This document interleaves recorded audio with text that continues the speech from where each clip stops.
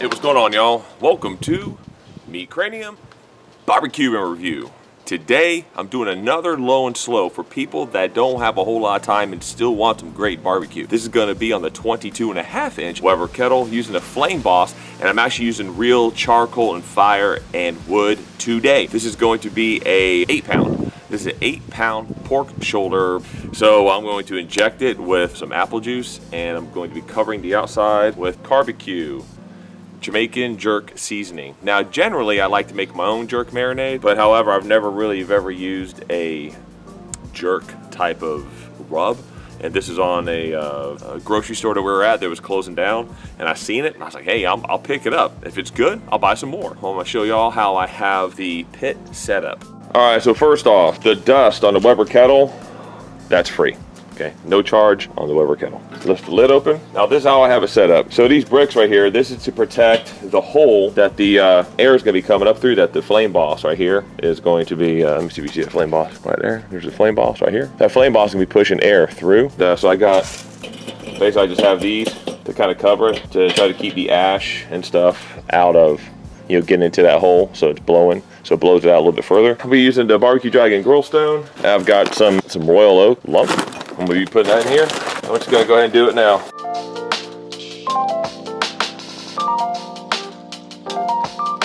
Then these bricks around the outside, and that's gonna help, try to contain the heat on the inside.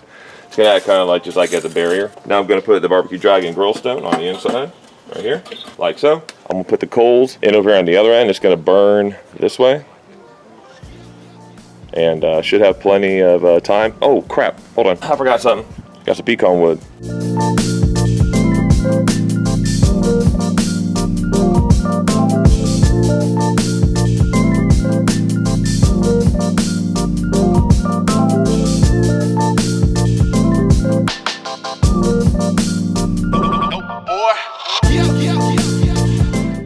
All right, let's get on to this pork. So what I'm gonna do here is just cut some slits in here.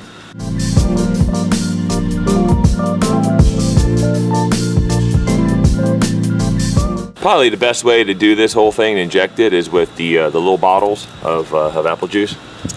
Take the lid off, a little more sanitary. Got my injector here. Now, how I like to do it is go up underneath the skin like this, just inject.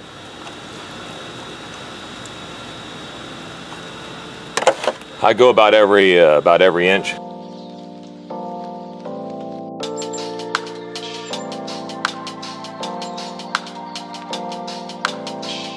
So everything I forgot to do, shocker, is block the air off right here. There you go. That's going to be to channel the heat more that way. Okay, so now it's time to put the rub on. So barbecue Jamaican jerk.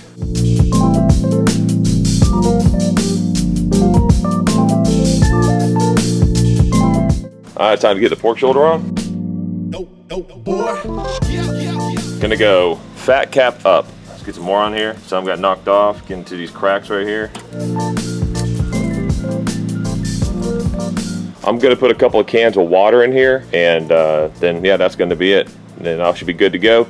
Just let it go and don't even look at it for a long time. It's got the temp probe right there, and here's the meat probe. Measure it about halfway right there. There we go. Just got to put some water in here, and that's it.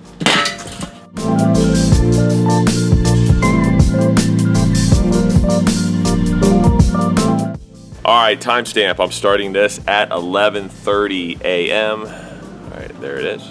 11:30 a.m. and the pit boss is looking pretty dang awesome right now. Flame boss is at 190, and it just keeps climbing because I just put the lid back on, but it should be at 200 in no time, and it should maintain that temperature throughout the cook.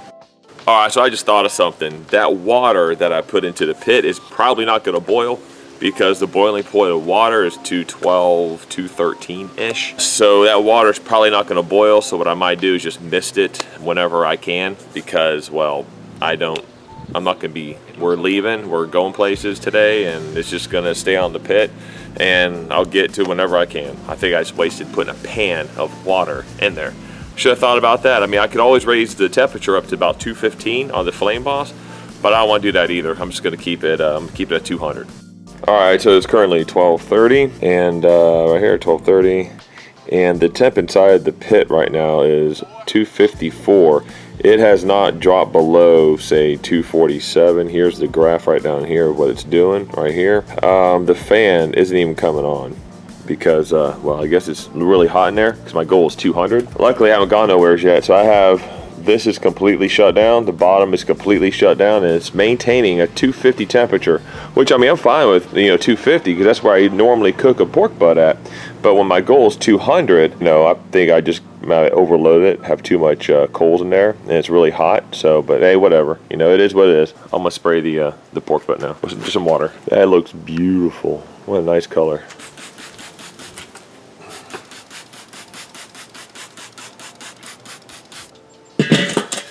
Alright, time now is almost 1:30, so it's been there for 4 hours. The pit is still maintained at 251. Internal is 119. I still have it set for 200.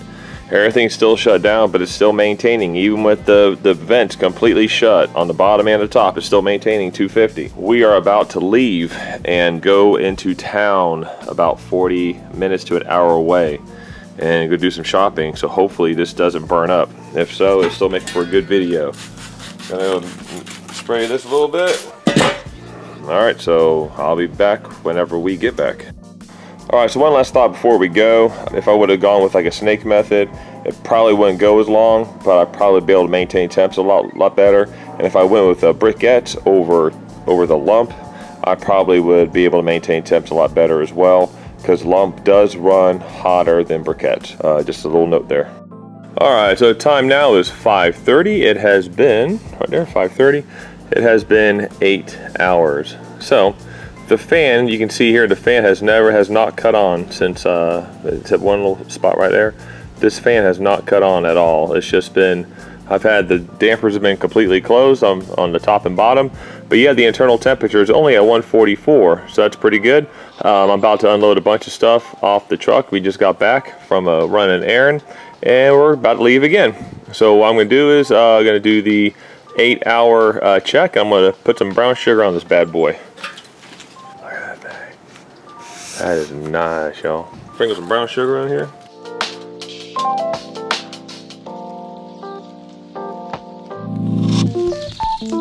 It looks something like this.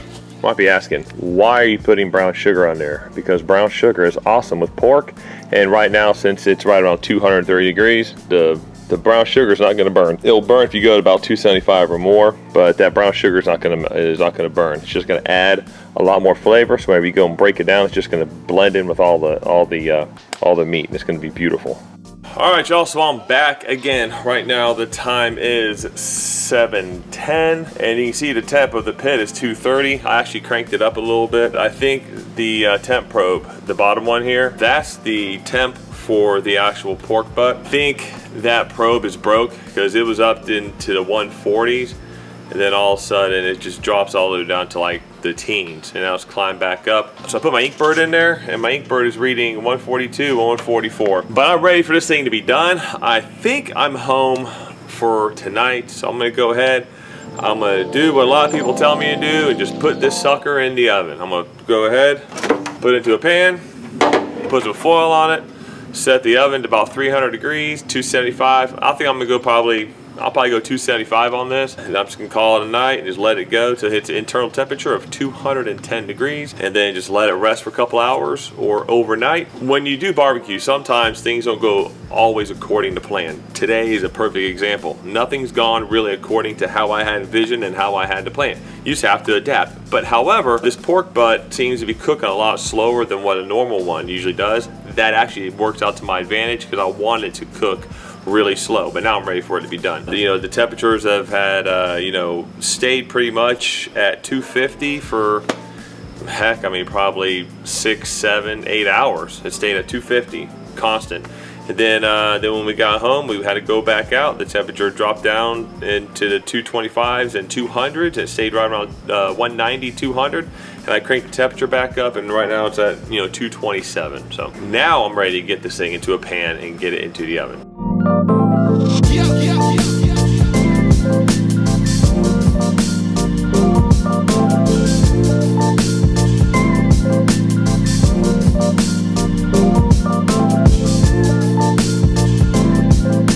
Hashtag save the coals. For curiosity's sake, I want to see how many coals are left after 10 hours. That sucks. Hardly any coals got burned up in 10 hours. There's still a ton of coals left. That is impressive. So it looks like it started over here and worked its way over here this way. But there's still enough, probably to go another 10 hours at least. I had about 20, 21 hours worth of coals in here. That's really cool. Barbecue Dragon Grill Zone, the way I did it, you know, probably 20 something hours. Ken over at Heavy Metal Barbecue did something similar to this. I think he estimated he could have gone 26 hours, and he actually, in his test that he did, he used briquettes, I believe. And this year I used lump. I think that's why it averaged a little bit higher temps. But that's impressive. 10 hours, hardly any coals got burned up. Okay, so time right now, well, as you can see, it's midnight. And the pork butt is at 207. With a carryover, it's gonna get over to about 210, 211. So that's perfect. I'm gonna go ahead and take it out and let it rest. All right, so I'm gonna let this probably just rest all night, sit up here on the counter, because me pulling apart a pork butt at 2 o'clock in the morning is completely insane. So I will see y'all in the morning. All right, so the total cook was about 14 and a half hours. I'm also tried out the barbecue Jamaican jerk seasoning. See how this stuff goes too. From what I can tell so far, it's pretty good. There was a lot of failures and successes during this cook. The first failure, I think, was maybe how I did the charcoal. I mean, I probably should have gone with briquettes. Probably cut those temperatures a little bit lower. However, that ended up being a success because this pork shoulder ended up being one of those pork shoulders that would give you a lot of problems, and it was really difficult to cook. So it needed a lot of extra time. I actually had a chicken like that one time. It took 8 hours to make. This needed that extra time, which I needed the extra time because we went to IKEA, and we're at IKEA for a good portion of the day while this stayed home and cooked. The Flame Boss really didn't get to do really much of anything until about 9 hours later, whatever it was, when we got back. That's when the Flame Boss finally started getting down around the 200 area and started managing those temps. So in that aspect, the Flame Boss kind of failed because, well, and I had all the vents closed. So I maintained, 250 for quite a while. There's some successes and some failures in this cook, but hey, I'm cool with that. We all need to know how to, push through and how to solve those problems, and I think I did. Enough talking. Let's mash this thing up. That is what I call beautiful. The skin and the fat rendered pretty well. Right here you can see. So the skin and fat actually rendered pretty good. Formed a nice bark on there, which is pretty nice. And then the bone. Here's one bone, just pulls right out nice and clean. And then over here you got the other bone.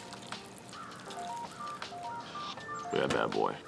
See how that jerk seasoning we cut in slits got into the meat.